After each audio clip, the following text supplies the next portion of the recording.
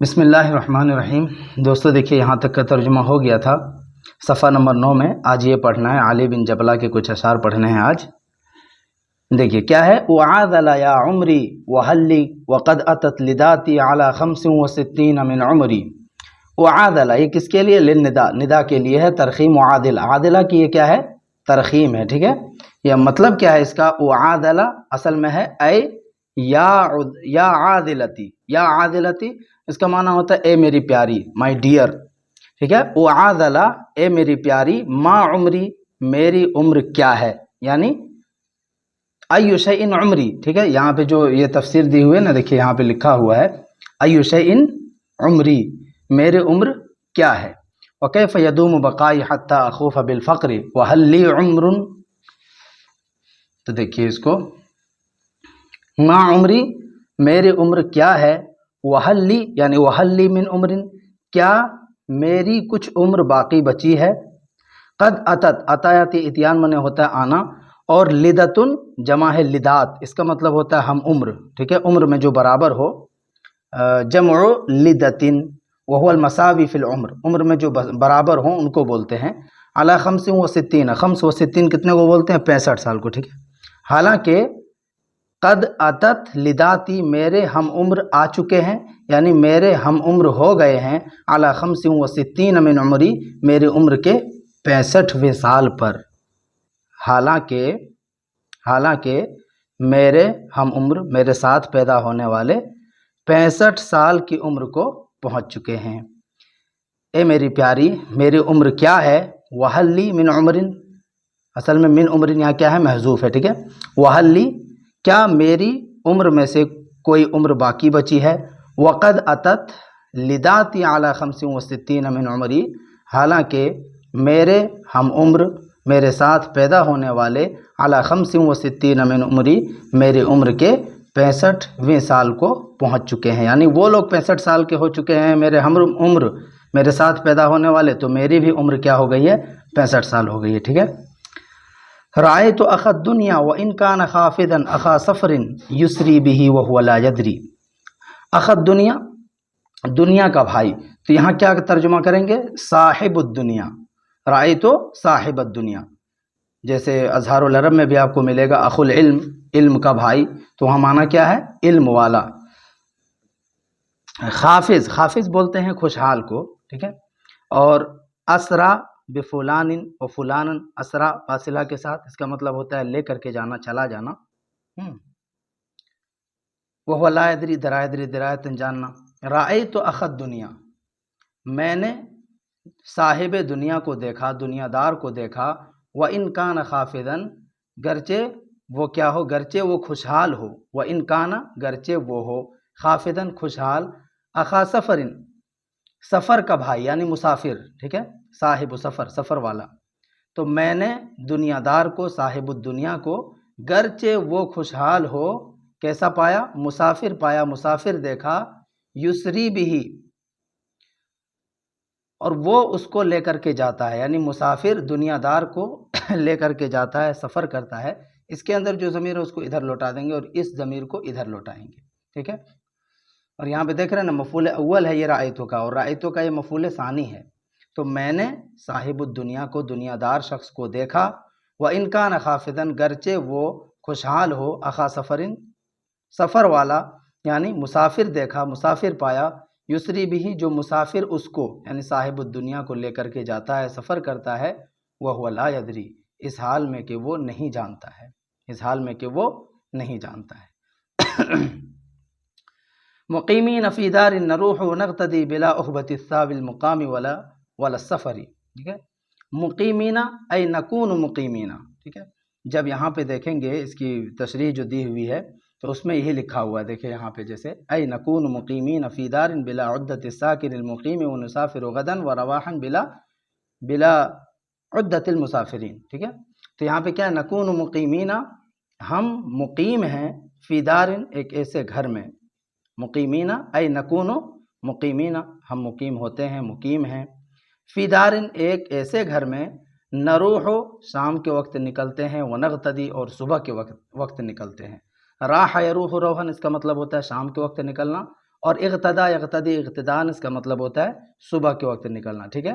تو ہم مقیم ہیں ایک ایسے گھر میں، نروح ہم صبح کے وقت نکلتے ہیں، ونغتدی اور شام کے وقت نکلتے ہیں، بلا احبت الساوی المقیم، الساوی جمع اس کی آتی ہے ساویتن، مقیم، ساکن، میزبان، ٹھیک ہے؟ اور احبت، الاحبت ای العدت، تیاری، تیار کردہ چیز، ٹھیک ہے؟ تو اس کا ترجمہ کیا کریں گے؟ بلا احبت الساوی المقیم، مقیم کی ایک ہی ترجمہ کریں گے، اس کا بھی معنی وہی ہے، اس کا بھی معنی وہی ہے، تو مقیم کی تیاری کے بغیر، ولا سفر، اور سفر کی تیاری کے بغیر۔ تو ہم مقیم ہیں ایک ایسے گھر میں، شام کے وقت نکلتے ہیں اور صبح کے وقت نکلتے ہیں، بلا احبت الساوی المقیم، مقیم کی تیاری کے بغیر اور سفر کی تیاری کے بغیر، ٹھیک ہے؟ دیکھیے دوسرے شاعر کا شعر ہے، لا تعترض فی الامر تکفی شؤونہ ولا تنصحن الا لمن هو قابلہ۔ اعترض فی الشیء اس کا مطلب ہوتا ہے اعتراض کرنا، کفایت فی کفایتاً کافی ہونا، شأن کی جمع ہے شؤون، معاملہ، لیکن یہاں پہ کیا ہے؟ آنے والی حالت، هو الحال الآتیۃ، آنے والی حالت کے معنی میں یہاں پہ نصح ینصح نصحا، نصیحت کرنا، اور قابل قبیلہ اقبلوں سے اس میں فاعل کا صیغہ ہے، قبول کرنے والا۔ تو لا تعترض فی الامر، تم اعتراض مت کرو، لا تعترض تم اعتراض مت کرو، فی الامر اس معاملے میں، تکفی شؤونہ جس کے حال سے تم کفایت کر دیے جاؤ، ٹھیک ہے؟ جس کی آنے والی حالت سے تم کفایت کر دیے جاؤ۔ یقول شاعر کہتا ہے لا تعترض فی امر، تم کسی ایسے معاملے میں اعتراض مت کرو، یکفیک الناس حالاتہ الآتیۃ، جس کے آنے والے حالات سے لوگ تمہاری کفایت کر جائیں، ٹھیک ہے؟ تکفی شؤونہ جس کے آنے والے حال سے تم کفایت کر دیے جاؤ، ولا تنصحن اور تم نصیحت مت کرو، ہرگز نصیحت نہ کرو، الا مگر لمن اس شخص کو، ہوا قابلہ جو اس کو قبول کرنے والا ہو، اور تم نصیحت مت کرو مگر اس شخص کو، ہوا قابلہ جو اس نصیحت کو قبول کرنے والا ہو، اس کو نصیحت کرو۔ ولا تخذل المولا اذا ما ملمۃ علمت ونازل فی الوغى من ينازلہ، ولا تخذل، خذل یخذل خذلا وخذلانا اس کا مطلب ہوتا ہے جدا ہونا، مولا ہوا ابن العم، چچا زاد بھائی کو یہاں مولا کہا گیا ہے، اذا ما یہاں زیادہ ہے، ملمتن، ملمتن بولتے ہیں زمانے کی سخت آفت، بڑی مصیبت، ٹھیک ہے؟ اور علمہ الشیء ہوتا ہے نزدیک ہونا، نازل فی الوغى، نازل ینازل منازلۃ، نازلہ فی الحرب بولتے ہیں لڑائی میں کسی سے، لڑائی میں کسی سے یا لڑائی کے میدان میں کسی سے مقابلہ کرنا، ٹھیک ہے؟ لڑائی میں کسی سے مقابلہ کرنا۔ الوغى، الوغى ای الحرب، لڑائی، آمنے سامنے ہو کر کے لڑنا اس کا معنی ہوتا ہے، جیسے بولتے ہیں نا حاربوا بالنزال، وہ آمنے سامنے ہو کر کے لڑے، من ینازلہ، دیکھیے ترجمہ، ولا تخذل المولا اور تم اپنے چچا زاد بھائی کو نہ چھوڑو، اپنے چچا زاد بھائی سے نہ بچھوڑو، جدا نہ ہو، اے لا تترک، نہ چھوڑو، ولا تخذل المولا اور تم چچا زاد بھائی کو مت چھوڑو، اذا ما ملمۃ علمت جب کوئی بڑی مصیبت نزدیک آ جائے، جب کوئی بڑی مصیبت آ جائے، ٹھیک ہے؟ علمہ الشیء مطلب ہوتا ہے نزدیک ہونا، تو اذا ما ملمۃ جب کوئی مصیبت علمت آ جائے، اس کے اندر ہیا ضمیر ہے جو ادھر لوٹے گی، ونازل فعل امر ہے، ونازل اور مقابلہ کرو، مقابلہ کرو، فی الوغى جنگ میں، من اس شخص سے، ینازلہ جو کیا کرے، اس سے مقابلہ کرے، جو اس سے لڑے۔ یہاں دیکھیے 3 نمبر لکھا ہوا، یہاں پہ بھی 3 نمبر ہے، تو یہ ضمیر کدھر لوٹے گی؟ ادھر، یعنی تمہارے چچا زاد بھائی سے جو مقابلہ کرے تم اس سے مقابلہ کرو، ونازل اور تم مقابلہ کرو، فی الوغى جنگ میں، من اس شخص سے، ینازلہ جو اس سے لڑے، جو اس سے مقابلہ کرے، یعنی تمہارے چچا زاد بھائی سے۔ ولا تحرم المولا الکریم فإنہ اخوک ولا تدری لعلک سائلہ، یہاں پہ دیکھیے حرم فلانا الشیء یحرم حرمانا اس کا مطلب ہوتا ہے کسی کو کسی چیز سے محروم کرنا، المولا معنی بتایا یہاں پہ چچا زاد بھائی، الکریم، کریم کس کو بولیں گے؟ معزز کو، ٹھیک ہے؟ تو ولا تحرم المولا الکریمہ، اور تم اپنے معزز چچا زاد بھائی کو محروم مت کرو، ولا تحرم، اور تم محروم مت کرو، المولا الکریمہ، اپنے معزز مہربان چچا زاد بھائی کو، المولا الکریمہ، کریمہ اس کی کیا ہے؟ صفت ہے، ٹھیک ہے؟ اصل میں تھا ولا تحریم، یہ لائے نہیں ہے، یہ ساکن ہو گیا تھا، لیکن جب ملا کر کے پڑھیں گے نا تو کسرہ دے دیں گے اس کو، ٹھیک ہے؟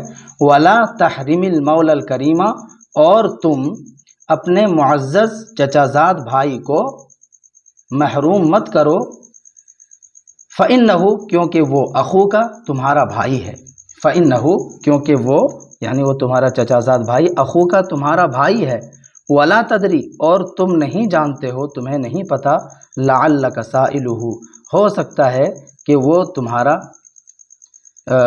ہو سکتا ہے کہ تو اس کا سائل ہو، لعلک، ہو سکتا ہے کہ تو سائلہ، اس کا سائل ہو، مطلب کیا ہے اس کا؟ یعنی لعلک تحتاج الیہ یوما ما، ہو سکتا ہے کہ کسی دن تمہیں اس کی ضرورت پڑ جائے، ٹھیک ہے؟ لعلک، ہو سکتا ہے کہ تم سائلہ، اس کا سائل ہو، اس سے کسی دن سوال کرو، یعنی لعلک تحتاج الیہ یوما، یہاں پہ دیکھ سکتے ہیں نا، فلعلک تحتاج الیہ یوما ما، ہو سکتا ہے کہ تم کسی دن اس کے محتاج ہو جاؤ، لعلک سائلہ، ہو سکتا ہے کہ تو اس کا سائل ہو، یعنی ہو سکتا ہے کہ تمہیں کسی دن اس کی ضرورت پڑ جائے۔ چلیے یہیں تک رہنے دیجیے۔